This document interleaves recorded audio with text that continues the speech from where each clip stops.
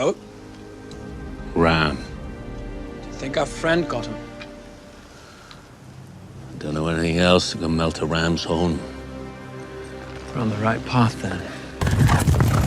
Well, I had such fun tracking down Daenerys, crossing this barren landscape on 2 horses, and just feels like we're in a western. Maybe she's flown somewhere else, somewhere far away from men like us.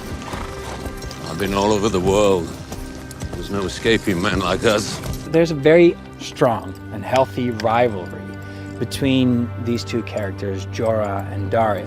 There's no escaping her, eh? Keep coming back. Why? You know why?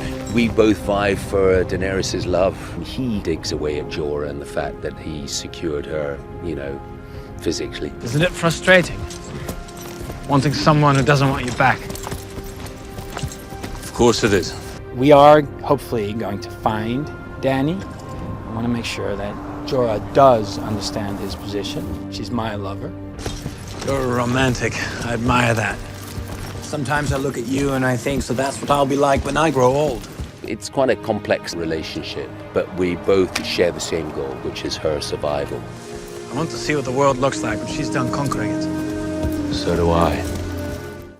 For Daenerys, for my character, it was just one of those like, not since season 1 have we had an opportunity to do something like this. Yerlaz vochoki dotrakon. Yernesivin. Vos ochiokak dotrakae vosech.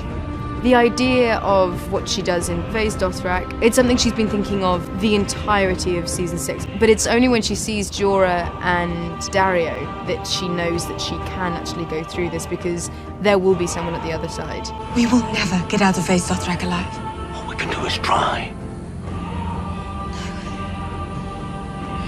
We can do more than that. And you're going to help me. So her plan is for Jorah and myself to take down the guards and wait for the big meeting between her and the leading Khals, which I don't completely have faith in, you know. I've never seen her walk out of fire.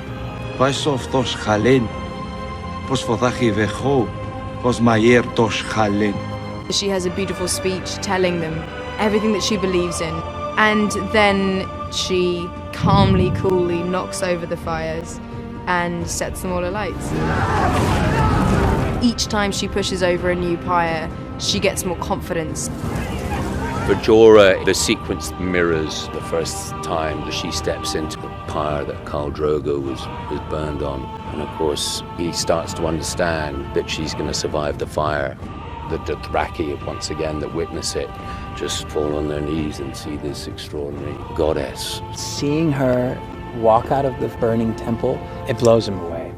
The rebirth of walking through the fire again as a way of like proving not only to those around her that she is exactly who she says she is and they deserve to bow down towards her, but also for herself.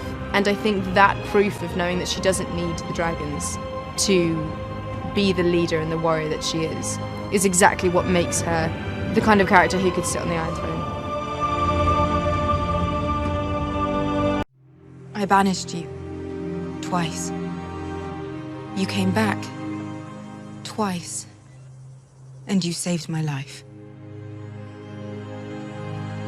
Jorah, he knows that Greyscale is fatal and it's just going to get worse.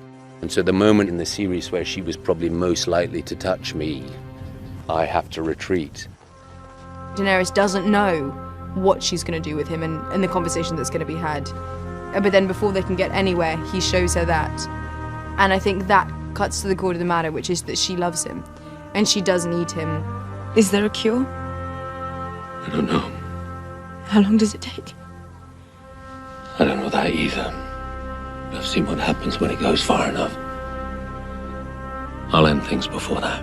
Jorah, being Jorah, is keeping it to himself and sacrificing himself in a sense for her, but he's not seeking a cure for himself because his primary motive is to try and save her. She knows that he's doing the best for her by walking away. But then she kind of one-ups him by saying, You swore to obey my commands for the rest of your life. Well, I command you to heal yourself and then return to me. In that moment, he knows that she's given him the biggest gift that she could ever give him, which is to have a purpose, and that purpose is to serve her still. That's going to motivate him whether he finds it or not, but she's wise enough and loving enough to know that that's what Jorah needs to move forward. You're not dying today, Sir Jorah. The operation on Jorah was one of the major technical challenges for me in episodes 2 and 3. 99% of the credit goes to Barry and his incredible prosthetics team. It's something we hadn't necessarily done before, and it's like almost everything we do with prosthetics, it's all trial and error. We had to devise a way of removing the top outer skin of this disease and having an underlayer beneath which could bleed, and we'd have pus and various gooey things.